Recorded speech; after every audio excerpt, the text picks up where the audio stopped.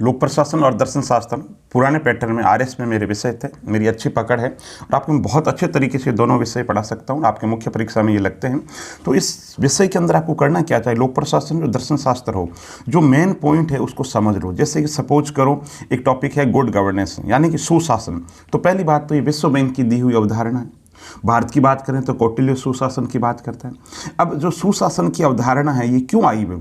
सुशासन की अवधारणा जैसे ब्रिटेन के अंदर मार्गरेट थैचर थी, उनका प्रभाव है। भारत में आर्थिक उदारीकरण हुआ, उसका जो प्रभाव है। पब्लिक चॉइस थ्योरी आई, यानी कि जैसे हम बाज़ार के अंदर जाते हैं किसी व्यापारी के पास में और हमारे पास में बहुत सारी चॉइस होती है, चीज़ पसंद नहीं आती है तो हम क्या कर सकते हैं, वापस रिटर्न कर सकते हैं। यानी कि उपभोक्ता जो है वो सर्वोपरि है।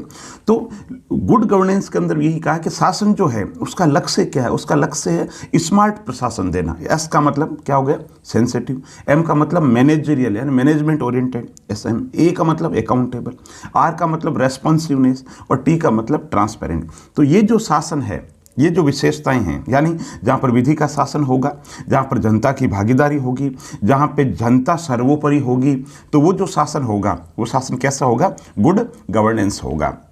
अब गुड गवर्नेंस को पढ़ो और मैं इसके साथ में आपको देखो चार्ट बता रहा हूँ, आप चार्ट से समझो कि गुड गवर्नेंस ये है। अब गुड गवर्नेंस में प्रॉब्लम क्या है, साथ में इस चीज़ को भी समझना जरूरी है कि भाई गुड गवर्नेंस तब आएगा जब सूचना और प्रौद्योगिकी की ज़्यादा से ज़्यादा प्रचार प्रसार होगा, जनता जागरूक होगी, आर्थिक और सामाजिक रूप से समानता होगी, व्यवस्था के अंदर जो हर जगह केंद्रीकरण है, सेंट्रलाइजेशन का जो सिस्टम है वो जब खत्म हो जाएगा तो क्या होगा, गुड गवर्नेंस आएगा। एक बात फिर मैं कहता हूं, उत्तर को हमेशा करंट से जोड़ो। तो ना अटल बिहारी वाजपेयी जी को जो जन्मदिन है उसको सुशासन दिवस मनाने की घोषणा की, ये बात कह सकते हो। फिर भारत सरकार या राज्य सरकार गुड गवर्नेंस के लिए क्या क्या कर रही है, कौन कौन सी स्कीम चला रही है, बिल्कुल, तो उनका आप परिचय दे सकते हो। जैसा सवाल पूछा जाएगा वैसा आपको उत्तर देना है, लेकिन आपने इन बातों को समझ लिया। ये हो गया आपका गुड गवर्नेंस। दूसरा छोटा सा टॉपिक है व्यवहारवाद। तो व्यवहार देखो नाम से पता चलता है कि व्यवहार का अध्ययन, यानी मानव जो व्यवहार है उसका अध्ययन करेगा, वही व्यवहारवाद है। राजनीति विज्ञान के अंदर, ठीक है, डेविड स्टन हुए थे। हर्बर्ट साइमन लोक प्रशासन से बात करें तो व्यवहारवाद के माने जाते हैं। उससे पहले चार्ल्स मेरियम ने किताब लिखी तो व्यवहारवाद की थी। अगर संक्षेप के अंदर कहें तो 1930 के दशक के अंदर पुरानी जो विचारधारा है, यानी पुरानी विचारधारा क्या कहती है, पुरानी विचारधारा कहती है कि मनुष्य आर्थिक प्राणी, पैसों के लिए काम करता है। दूसरा, उसका वातावरण से कोई लेन देन नहीं है, सिस्टम जो है वो बंद इकाई है। अब व्यवहारवाद उसकी उल्टी हो जाएगी। तो व्यवहारवाद ने कहा साहब मानव व्यवहार का जब तक लोक प्रशासन अध्ययन नहीं करेगा तब तक प्रशासन सफल नहीं होगा।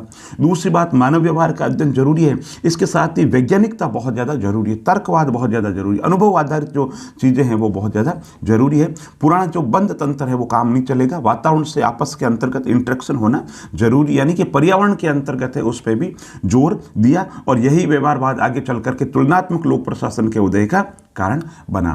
तो व्यवहारवाद क्या हो गया, मानव व्यवहार का अध्ययन है, उसका वैज्ञानिक तरीके से अध्ययन है। ये औपचारिक संबंधों पे जोर नहीं देता, ये अनौपचारिक संबंधों पे जोर देता है। ये हो गया मानव व्यवहारवाद। अब एक बार आप समझ लिया, अब आलोचना क्या है, आलोचना में ये सब मानव व्यवहार का अध्ययन संभव थोड़ी है, मानव का व्यवहार तो बहुत ज़्यादा जटिल है, इस तरीके से उसकी आलोचना करनी। तो विषय को समझो और शॉर्ट के अंदर आपके आरएस मुख्य परीक्षा में चाहे लोक प्रशासन हो चाहे दर्शन शास्त्र हो, जो आपके सिलेबस का टॉपिक है उसको, हर टॉपिक को 15 शब्दों में तैयार कर लो और 50 शब्दों में तैयार कर लो। ठीक है, अब लोक प्रशासन है, निजी प्रशासन है, व्यवहारवाद है, वैज्ञानिक प्रबंधन है, सबकी परिभाषा 15 शब्दों में तैयार कर लो। और परिभाषा किसी विचार की तैयार मत करो साहब, जैसे कि निजी प्रशासन क्या है, लोक प्रशासन क्या है, कोई व्यक्ति विचारक कह रहा वो नहीं। सारी परिभाषाओं के निचोड़ के अंदर, लास्ट के अंदर ये कहते हैं कि साहब निष्कर्ष रूप से व्यवहारवादी वो विचारधारा है, तो वो जो परिभाषा है वो हमेशा सर्वोत्तम होती है, उसमें सारे के सारे जो पॉइंट है वो आ जाते हैं। और अगर मुझसे कुछ पूछना है तो निश्चित रूप से आप मुझसे पूछ सकते हैं। बहुत बहुत धन्यवाद।